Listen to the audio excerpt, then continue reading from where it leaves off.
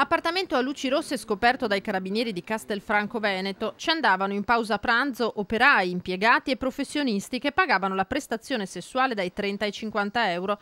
Prezzi stracciati. A prostituirsi due donne cinesi di 33 e 38 anni senza permesso di soggiorno.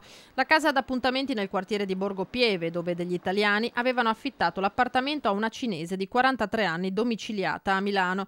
Affitto poco più di 400 euro al mese, cifra che la donna, di fatto la maîtresse, intascava in mezza giornata, visto il giro di clienti, una decina al giorno. Un via vai in uno dei condomini di fronte alla stazione che andava avanti da almeno 6 mesi e che ha insospettito i residenti. Le segnalazioni ai carabinieri hanno portato alla scoperta dell'attività illecita di cui nel quartiere i più non si erano accorti. Tutto bene a chiuderlo? Certo, anche massa, però piuttosto di vedere sulle strade forse meglio quelle stanze là. Non va bene così, come facciamo qua? Dove siamo? In che paese? Di meraviglia? Facciamo queste cose brutte, non si fa.